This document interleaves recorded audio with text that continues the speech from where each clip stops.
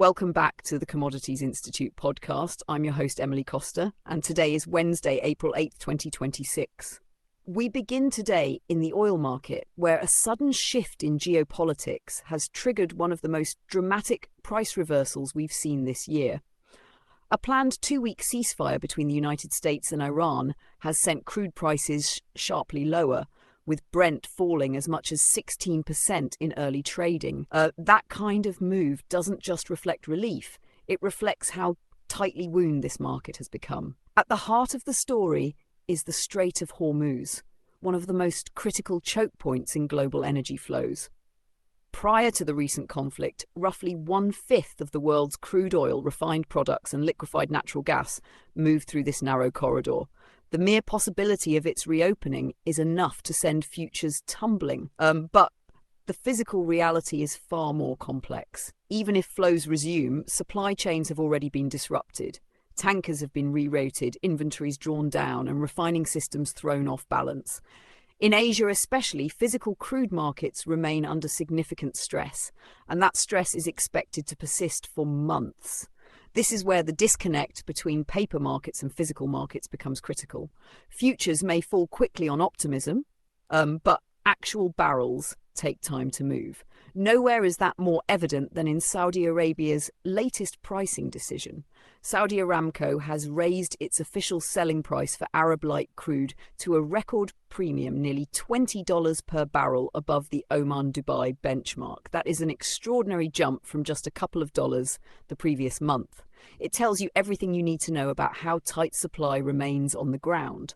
For Asian refiners, this creates a difficult choice. Pay elevated premiums for reliable Saudi barrels, or search for alternatives in a market where discounts have largely disappeared. Russian and Iranian crude, which once traded at significant discounts, are now commanding premiums themselves due to strong demand and limited availability. China's independent refiners, often called teapots, are beginning to re-enter the market after sitting on the sidelines during the height of the conflict.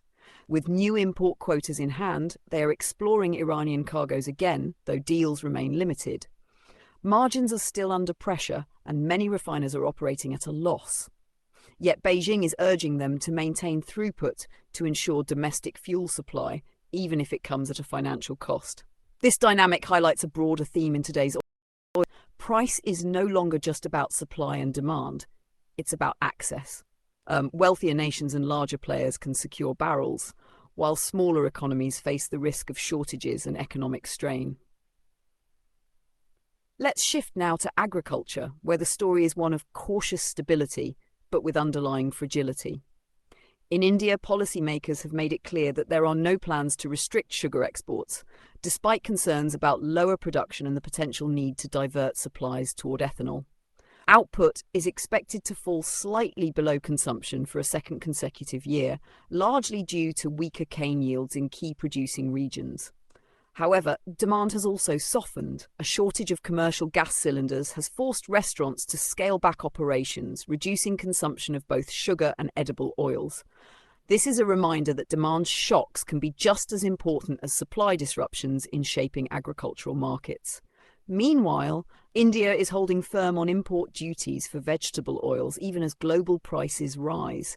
This decision suggests a balancing act between protecting domestic producers and managing inflation. For global markets, it means continued support for higher prices, particularly in palm oil, soybean oil, and sunflower oil. In grains, attention is turning to Russia, where forecasts for the upcoming wheat crop have been revised higher. Improved weather conditions and better soil moisture have boosted expectations, with production now projected to approach nearly 90 million metric tons. That would make it one of the stronger harvests in recent years.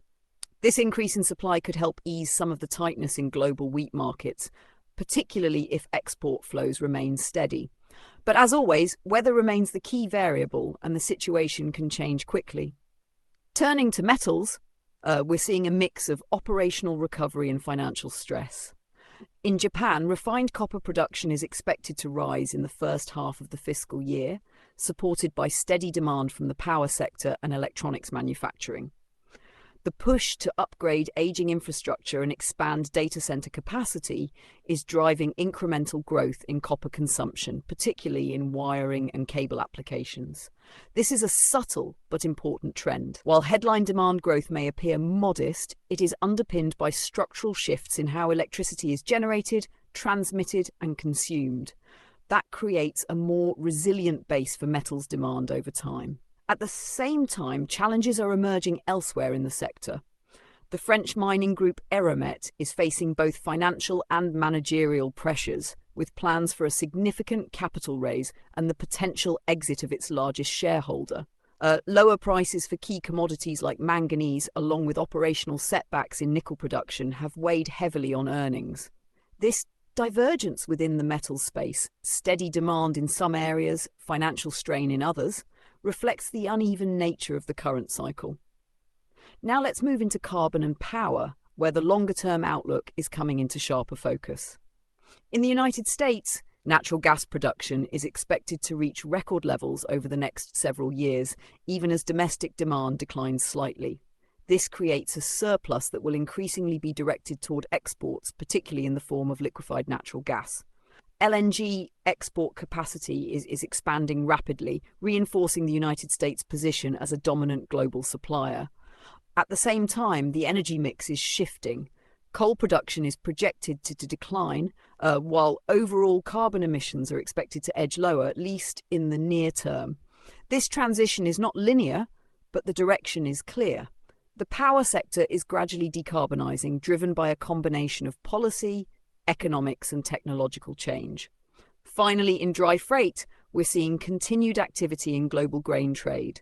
Jordan has secured a shipment of wheat through an international tender, highlighting ongoing demand from import-dependent countries. Meanwhile, South Korea is seeking to purchase significant volumes of rice from multiple origins, including the United States, Australia, and Southeast Asia. These tenders may seem routine, but they are an important indicator of underlying demand and supply dynamics. In a world of increasing uncertainty, governments are actively securing food supplies, often well in advance. And that brings us back to the broader theme running through today's markets: uncertainty. Whether it's the fragile ceasefire in the Middle East, shifting trade flows in oil, evolving demand patterns in agriculture, or structural changes in energy and metals, the common thread is volatility, not just in prices, but in the systems that underpin global trade. Markets are adjusting in real time, and the adjustments are not always smooth. That's all for today's episode. If you found this episode valuable, be sure to subscribe, share, and leave a review. Find us online at commoditiesinstitute.com.